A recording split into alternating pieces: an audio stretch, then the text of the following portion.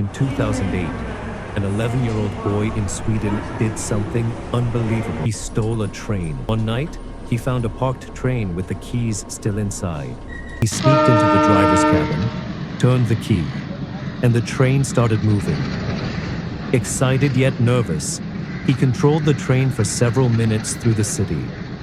But railway authorities quickly noticed the unauthorized movement. They remotely stopped the train.